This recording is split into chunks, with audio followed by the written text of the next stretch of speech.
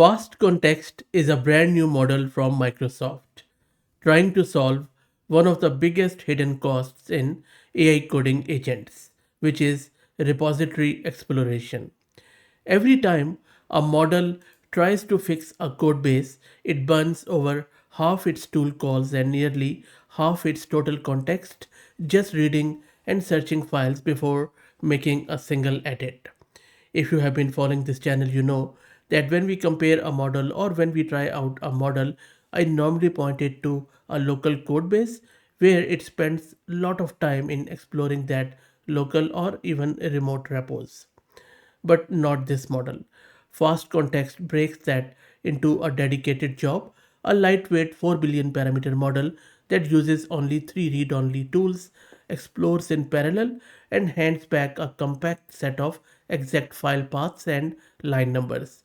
The main model, for example GLM 5.2 in this case, never sees the messy search trail. It only gets the focused evidence it needs, and it can save you a lot of cost. And that is what we are going to test out in this video. We are going to install this fast context with SGLang. We are going to serve it, and then we are going to try it out on one of the local code base. This is Fahad Mirza and I welcome you to the channel. I have recently started a free weekly AI newsletter which you can subscribe at fahadmirza.substack.com. I am going to use this Ubuntu system. I have one GPU card NVIDIA RTX 6000 with 48 GB of VRAM. Let's create a virtual environment and stuff with UV. I already have UV installed. As you can see that now my environment is ready. Let me now install my SGLang in UV. This is going to take a bit of a time. So while that happens, let's have a quick look at how exactly under the hood this thing is working. So this diagram is showing you how FastContext plugs into a coding agent system. On the left, the main coding agent offloads all repository exploration to FastContext, sending it a context query, while FastContext does the actual read search work against the environment and returns focused explore results, leaving the agent free to just edit and test.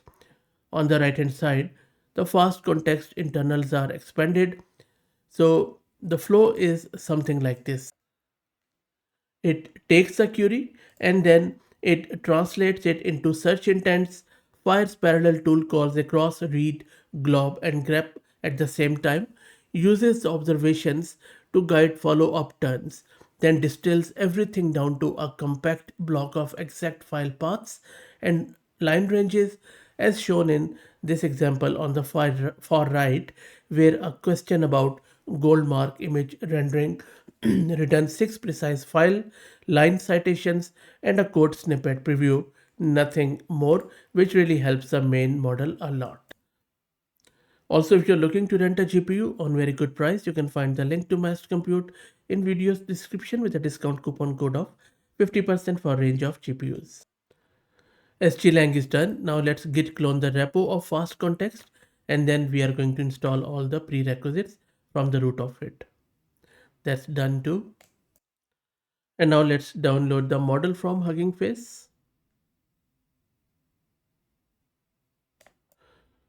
Model is downloaded. Let's now serve it with SGLang. If you don't know what SGLang is, what exactly is meant by all of these parameters, just search my channel. The model is now being served. As you can see, let me quickly show you the VRAM consumption.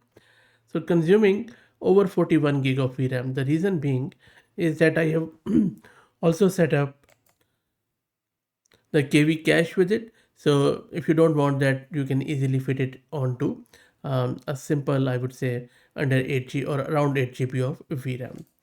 Okay, so let's move on to the actual purpose of this video, where we are going to point everything to this model. We are going to source our virtual environment, and then let me move on to that code directory where we have our code repo. I used this code repo, I believe yesterday, where we were doing some debugging of the application with another GLM model.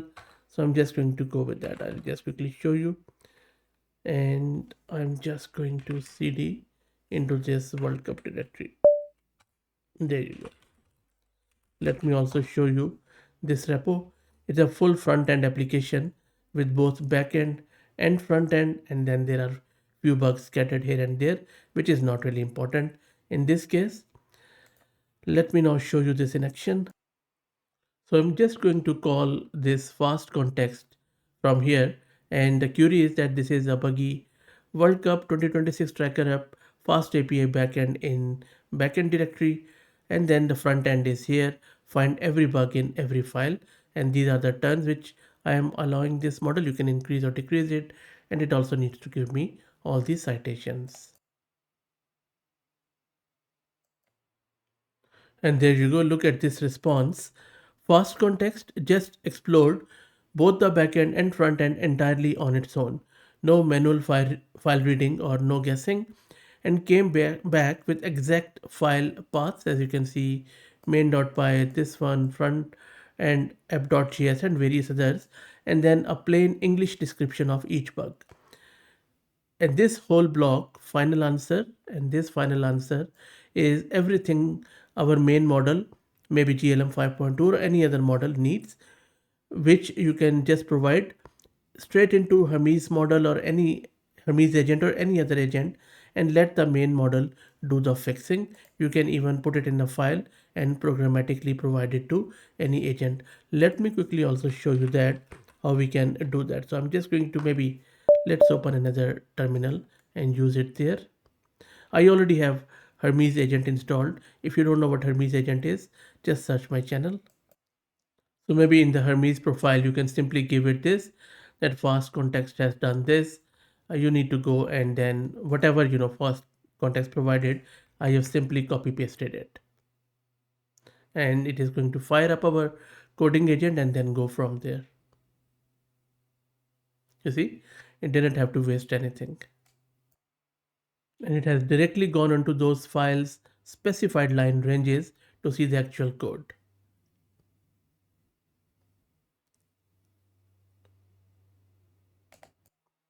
And it has even found one error there too, as you can see, this app.js. Anyway, so this is the beauty of GLM 5.2 and Hermes agent, that you have multiple line of defenses. But look, I think that this is really good in terms of what this model is doing, saving you a lot of tool calls. Now, I have tested it with a few other models too. You have to be a bit careful. Sometimes it really makes mistakes, this fast context, regardless of the hype. So maybe in the next version, but I think the idea is really good because the repos are big, huge. We really can't afford to waste time, tokens, and effort of these huge big models, which are expensive, to spend just reading through the files and finding bugs. But once they have found the bugs, that is where, in terms of code troubleshooting, code rewriting, and code optimization, these big, huge, expensive models can shine at lower cost. So that is the whole idea. Let me know what do you think.